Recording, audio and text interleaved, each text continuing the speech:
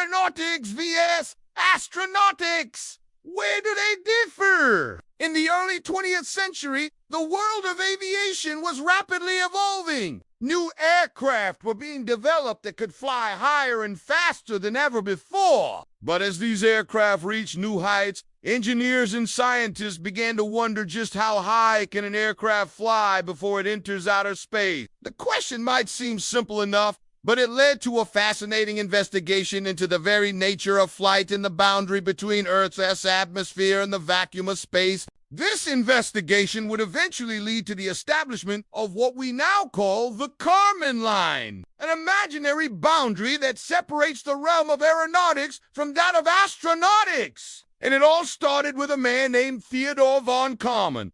Who was Theodore von Kármán? Theodore von Kármán was a brilliant scientist who made significant contributions to both aeronautics and astronautics. Born in Budapest, Hungary in 1881, von Kármán studied mechanical engineering and graduated from the Swiss Federal Institute of Technology in Zurich in 1904. He then returned to Hungary, where he became the chair of the Department of Applied Physics at the University of Budapest. However, after World War I, von Kármán fled to Germany due to his opposition to the war. There he met the famous physicist and Nobel laureate Albert Einstein, who helped him secure a position at the California Institute of Technology in Pasadena. It was here that von Kármán would make his most significant contributions to science. Von Kármán's research and the birth of the Karman Line during his time at Caltech. Von Kármán conducted extensive research on the stability of aircraft, the theory of compressible fluids, and the physics of supersonic flow. His work laid a foundation for many of the advancements in aviation that follow, including the development of jet aircraft and spacecraft. One of the most significant aspects of von Kármán's work was his investigation into the upper atmosphere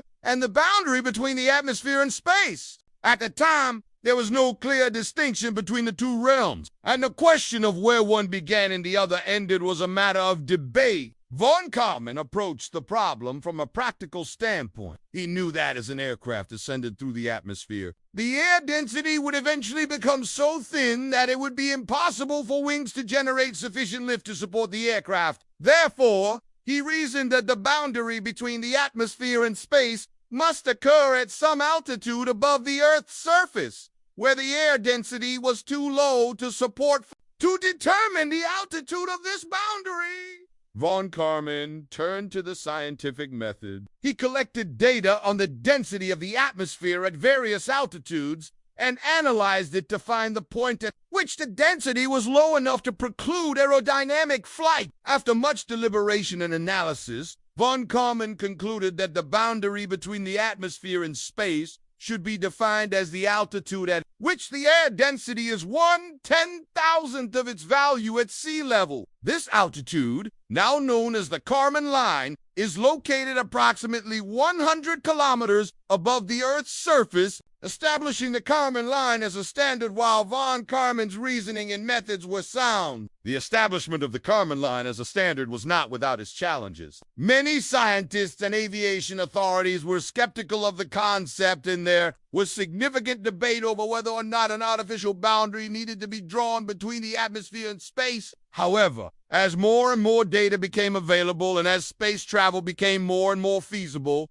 the need for a clear distinction between aeronautics and astronautics became increasingly apparent. Eventually, the Kármán Line was officially adopted by the International Civil Aviation Organization as the boundary between the Earth's atmosphere and outer space. This decision was based on a number of factors, including the altitude at which commercial aircraft typically operate, the feasibility of launching spacecraft, and the need for a clear distinction for legal and regulatory purposes. Today, the Kármán Line is widely accepted as the standard for defining the boundary between Earth's atmosphere and outer space. It is used by scientists, engineers, pilots, and space travelers alike to distinguish between the two realms. How does the Kármán Line define aeronautics and astronautics? The Kármán Line, therefore, serves as a natural dividing line between aeronautics and astronautics.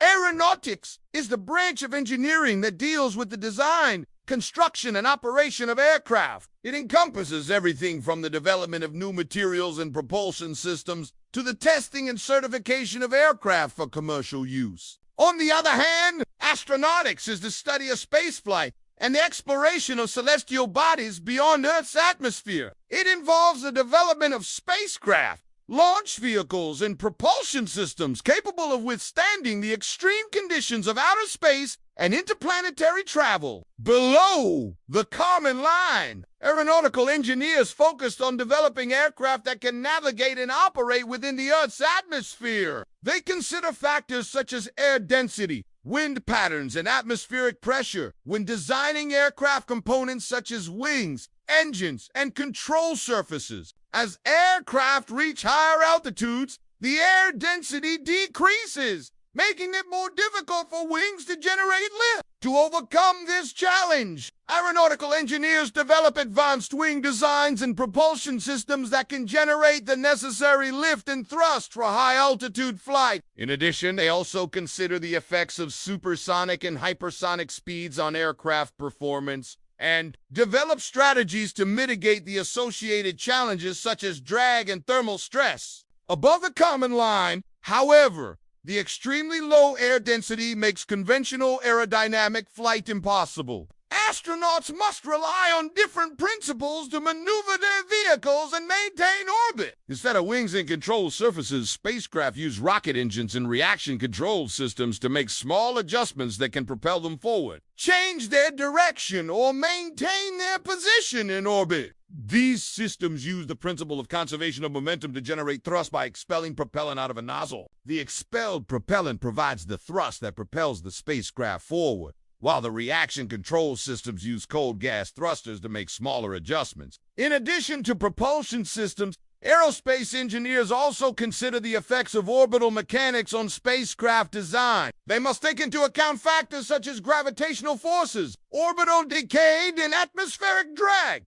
when designing spacecraft components to ensure the spacecraft remains in orbit and performs its intended function. Aerospace engineers also design spacecraft with robust thermal control systems to regulate their internal temperature. Spacecraft can experience extreme temperature variations as they enter and exit the Earth's atmosphere during launch and Additionally, prolonged exposure to cosmic radiation and solar radiation can degrade electronics and other critical components. Therefore, spacecraft are designed with thermal insulation, heat shields, and radiation shielding to protect their components and ensure their longevity. Furthermore, aerospace engineers must also consider the extreme environment of outer space, including the vacuum, extreme temperatures, and radiation. They design spacecraft with specialized materials and technologies to withstand these conditions and function properly. For example, spacecraft must be designed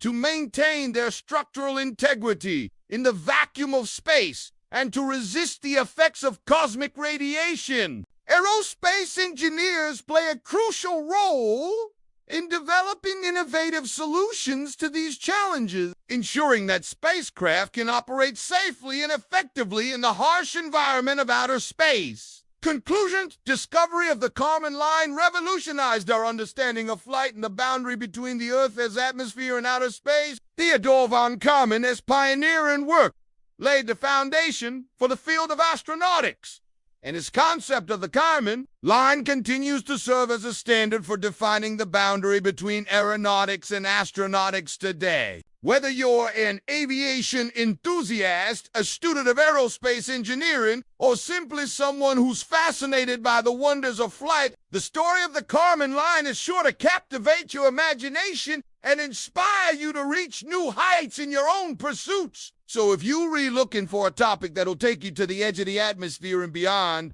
look no further than the fascinating world of the Kármán Line.